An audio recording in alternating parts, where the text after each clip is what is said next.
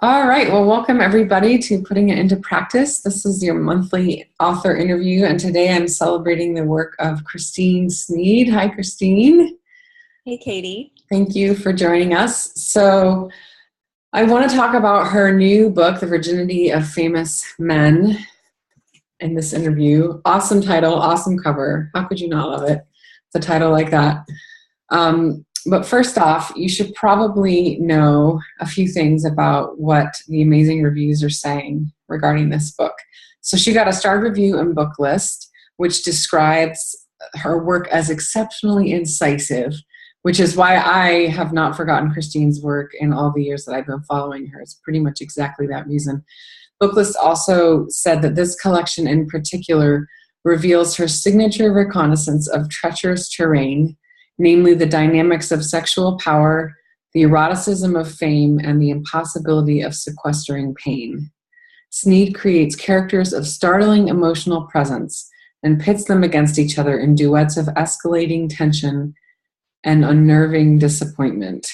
So all of that, and then I will add, for my part, what I find so alluring about your work, Christine, is your ability to create interesting characters who are often also really unclear about their desires, or they're sort of like floundering, or they're silenced in some way by their own passivity, or some of them are really boldly confident in these uniquely 21st century sort of urban techie ways. And then that confidence sort of comes around to get them in the end in some way. So it's just all really psychologically fascinating to me. And I've got some questions that I want to ask you in the 20 minutes that we have. But first off, just tell us where you are. Where are we talking to you from today? I'm in Evanston, Illinois. I'm in my little kitchen study area and looking out at the trees across the way. They're 3.5 stories up. So it's, a nice fall day here. Nice. And do you still work at a standing desk? I feel like I might have read an article where you work at a standing desk. I do have one, but it's actually in the lower position right now. It's the same desk that I use routinely, but I often write when I'm sitting. I'll send emails and do other things when I'm standing, but writing usually sitting. Yeah, that's awesome. So it kind of goes like you can. Yeah. It's working still, so that's good. All right. So the first thing I want to ask you about is how a story begins for you. So does it start with like a line or a metaphor or a question? And it may vary from story to story, obviously, but maybe you can give us a specific example of how a story, that first inkling of germination into this revised. Yeah, that's a good question. I often think of a character, or I sometimes think of a title. The title story for the collection, in fact, I had the title a long time ago, and I wrote a different story with this title. And then when I was working on this book, I wanted to use the title, but that story wasn't the right one. So I wrote a new story with this Virginity of Famous Men title. And so that was really the impetus behind that story. I just like the idea of this sort of mythological famous man and his, these early days of his life when he was still a virgin and still uninitiated in a lot of things. So that was kind of the guiding idea, and that was where that story began. Yeah. And a lot of my stories do begin the same way. I'll have a title first, and then I think of a character, or vice versa. Oh, that's so interesting. So the title's sort of the prompt and the container. Yeah. It's a frame, and it is a prompt in a way, definitely. Cool. So you and I emailed this week a little bit about obstacle and desire in fiction, and you were kind enough to read my blog post where I was trying to give a teaching example of how that might work with a character who's tempted by a cupcake. So I like to teach, who isn't really, but. I know, exactly. And usually I want to give in to that temptation. I know, right? I usually do, yeah. Definitely. So I like to teach that all a story really boils down to is obstacle and desire repeated over and over through various guises until a character either changes or doesn't. But in order to create believable and meaningful obstacles and desires, we have to know what our characters want. We have to be consistent and persuasive as writers when we throw these obstacles and desires around. We can't just come up with any obstacle and any desire. It has to somehow correlate with a want, with this inner core thing. Mm-hmm. So when a writer can't decipher what her character wants, or when you have a character who doesn't know what he or she wants, what advice do you have to give to people? Well, I mean, that's a really important part of a story. Usually it hinges, a short story, that's not written like a genre story with a template. If you're writing literary fiction, like we do, character-driven fiction instead of plot-driven fiction, you do have to have your character in a moment, several moments in many cases, of indecision. And and I've said this many times too, and I'm sorry to repeat myself, but if you look at any of the interviews that I've done for this book especially, you have to have a flaw, or you have to have some sort of weakness. And that is often what creates the momentum for the narrative arc of the story. And so the bad decisions, the desires that are potentially ruinous or at least complicating, that's going to be where the story is, and working out that tension. And then, one thing that I've talked about a lot with my editor at Bloomsbury, whose name is Nancy Miller, I'm more interested in the aftermath. I don't necessarily want to write the big climactic scene where, the guy pulls the knife and threatens the person, in the dinner party.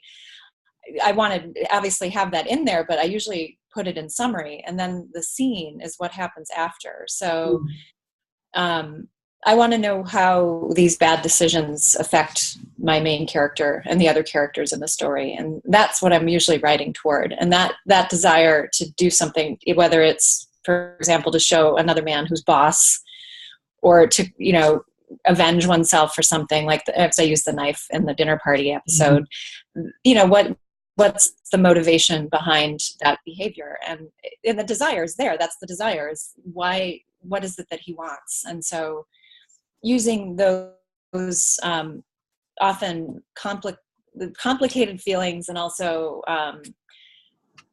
just the tension that's created by the before and after, that, that's where the story is. And so I'm always writing toward that, and then past it once I get to that moment. Yeah. Oh, that's interesting. So it's sort of, you're more interested in afterwards, the character is sort of bumbling through, almost a victim of their own decisions. And then what do they do from there? Yeah. I mean, I definitely am writing toward the moment where they make a decision. That's often a bad one. But one thing I've seen a lot with people who review books for literary fiction, and my book too has gotten some reviews where the critics are like, she's not really interested in wrapping things up neatly. Yeah. And I just don't think you can in a literary story, because life itself is not, we don't get these easy answers, and we rarely get closure, at least not when we want it most. So I'm just trying to reflect what I see as reality and real experience. And there's, any relationship, or even when you quit a job or you leave a relationship with a friend or a lover, it's over, but it's not. So that the fact that you're still living with the emotions of those experiences, that to me, those are never quite resolved. There might be, a point where you finally don't really feel that much of anything, but for a while you're going to be living with some strong feelings. Yeah. And that's usually what I'm thinking about when I finish a story, is that these people are still living these lives, and they don't know what's next. No one does, obviously. So. Yeah.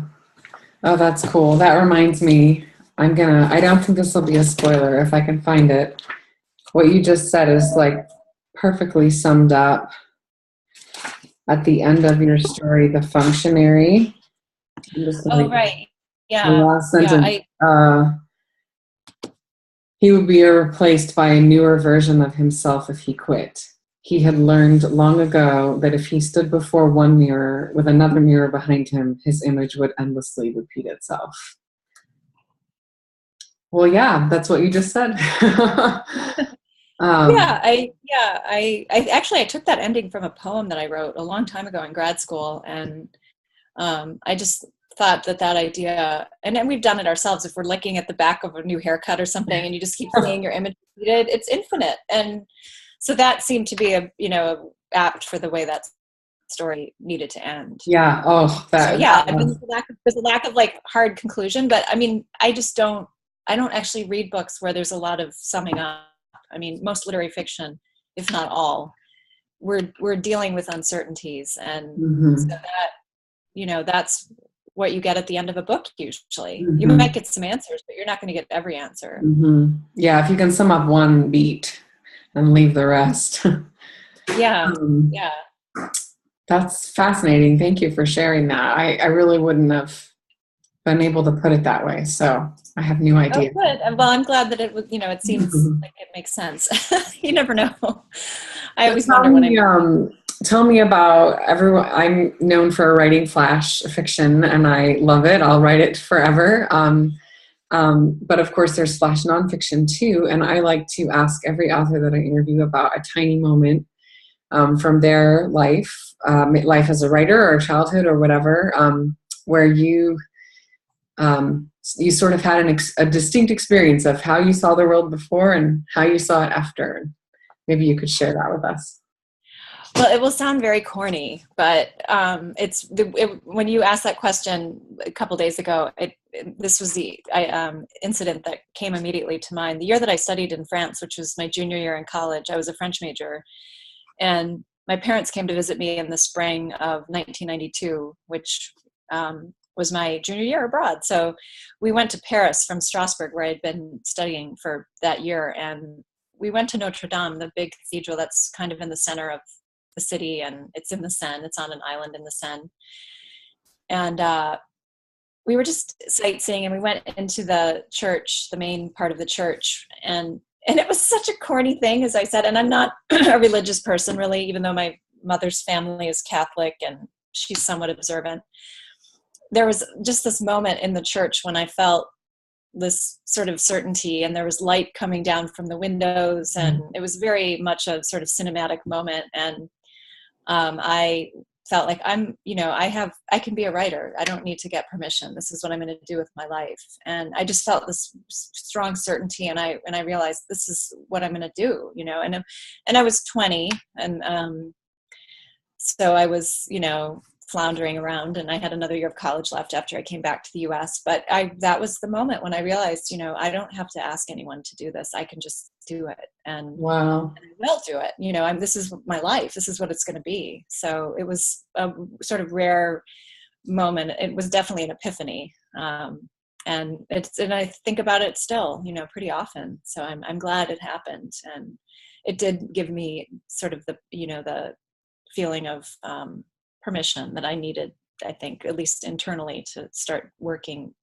very diligently toward that goal of being a writer. Yeah. Oh, that's awesome. That gives me chills. Thank so you. Great. That's so great. Huh.